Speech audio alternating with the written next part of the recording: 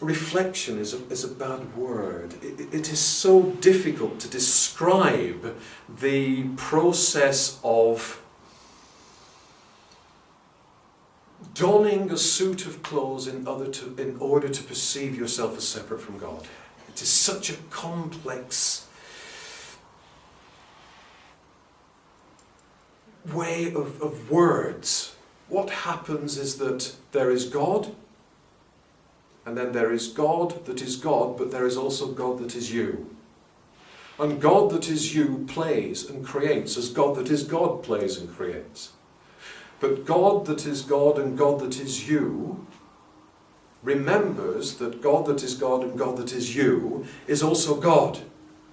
The problem occurs when God that is God and God that is you believes that God is God and you are you and the two are separate.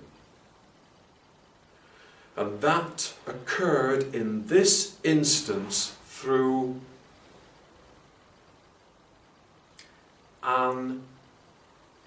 a bending of creation, a twisting of creation, undertaken by God that is God and God that is you, initially, in order to say to God that is God, look what God that is God and God that is me has done, in order to glorify God that is God. But we, you, I, got it wrong and encased ourselves, encapsulated ourselves in matter to the extent that we forgot who we were. So the lovely poem on your wall is perfect, and I can go home. Perfect. Thank you. Does that answer the question? Yes. Thank you. Joseph, you've talked about doing meditations, this kind of thing, sending out light to people, sending out light to the world. Are there any words or symbols you could recommend as part of that practice? For example, people talk about the true word for God, that kind of thing. Do you have any comments on that? I would, again, this brings me back to complexity, to rigidity. In your meditations for the world, you will find that if you allow the God that is God within you to dictate the course of the meditation, having sealed yourself in a bubble of God that is God, then on different days your meditations will take different forms. Sometimes you will have such love for people that that is all you want to send out, that you want to embrace them, to hold them, to hug them, and to make them better in that way. Sometimes you will be taken to an area of landscape in your inner vision and think, why have I come here? Because that area of landscape needs that same love, needs that same infusion of light. And so it is your duty on that day to send out light into the trees you see and the landscapes you see in order to heal them. Sometimes you will find in your meditation that you touch on the sadness of souls. And it is your duty on that day to reach in your inner vision to their hearts and to try and illuminate the light within their hearts so that their despondency, their depression, their misery is taken away from them because you have reignited that fire within them. I am not one for ritual. I am not one for keywords. I am not one for specific names and secrets. I am not one for conspiracies. I am one for, please God, the truth as I see it and the truth as my companions see it. And I also feel that by investing power, remember that whatever you perceive to be true, you invest power into. If you invest power into names and symbols and secret societies and half-truths, then your power goes into those things rather than into what you really want to do. And what you really want to do is to change things, help people, love the world, shape the world in God's image again. And so I am wary of anything that holds itself to itself and says, this is the way. by using this symbol, by using this name, by using this incantation. I am wary of those things. I am terrified of those things. I prefer instead to say, Father, what do you want me to do today in my meditation? Take me where you will in my inner vision and give me the insight, the power, the strength to do what must be done. And if nothing happens, then you do nothing that day. But if you are taken somewhere, then give always of your love, not of the name of God, because the love within you is the name of God, is the only name of God. I don't mean the actual word love, I mean the power, the energy, the peace that you give out as a human being. That is the name of God. That is the Word of God. The Word of God is love and nothing else. Does that make sense? Yeah, there's just one more thing, Joseph. Would it be okay if we had a light on it? Tony turned a light on perhaps because the camera's quite dark, I suppose. Would that affect you in any way?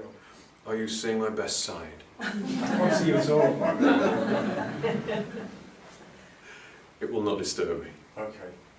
The light's sort of outside the door. And Joseph, could you Just make... one of the sides, fine. Joseph, could we make this the last question, please, so we don't overtire Michael? I have a question. To sit and say that I will do God's will, where does our ego fit in this? The ego. The protection. The ego that says to you, I hurt, I need this, I need that, I need to be in this group, I need to be in this position, I want, I'm hungry, I'm thirsty, I'm this, I'm that, I need to survive. Yeah, that ego. That ego. That ego. In discovering God, in discovering enlightenment, knowledge, spiritual knowledge through meditation, many people feel that they will lose the ego. I may lose myself. And my answer to that is good. Good. Lose yourself. But you will find in losing the ego that is of the field, the protective element of the field that you need or feel you need in order to survive, you will discover your greater self. You will be more of yourself than you have ever been. You will experience life more richly, more sensitively, more colourfully, more excitingly than you ever have, but not from the point of view of the physical ego, from the point of view of the I am, from the point of view of the I am God. I am God. I am me, but I am also God. So the physical ego fits nowhere. The physical ego exists to help you survive on a physical level, but it gets out of hand. It makes you the centre of the universe, which you are, but it makes you the centre of the universe in a strange way by saying, I'm not the centre of the universe, talk to me, comfort me, look at me, feed me, love me, understand me, counsel me. And you are not the centre of the universe. When you let go of those things in meditation, you realise that you don't become the centre of the universe, that you are the centre of the universe. And I don't mean this physicality. I mean the universal creative force that is God. And you realise that everyone else is the centre of the universe too. And that also helps you with your physical ego. Because when you're encountering someone else, you look at them from the point of view of them being you and you being them. So how can you harm them? How can you hurt them? How can you say anything about them? How can you upset them in any way? How can you feel less than them, or more than them, bigger than them, smaller than them? You are them, they are you.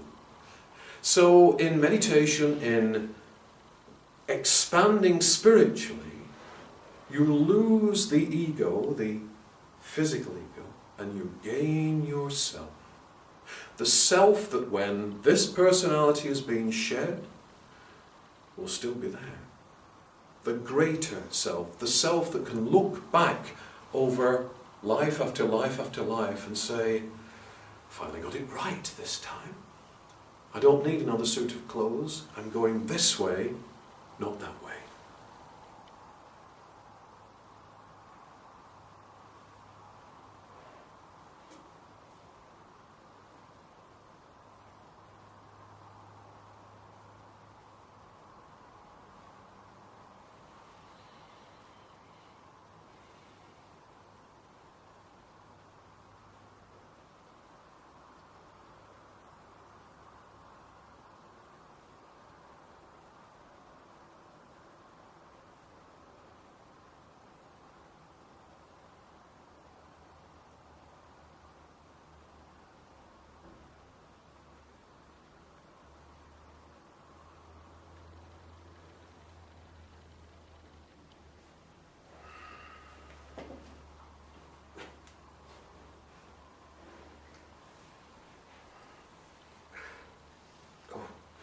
Sorry. Thank you.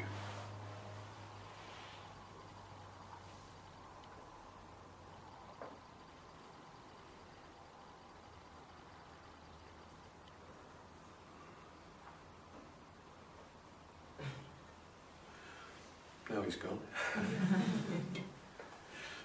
Excuse me.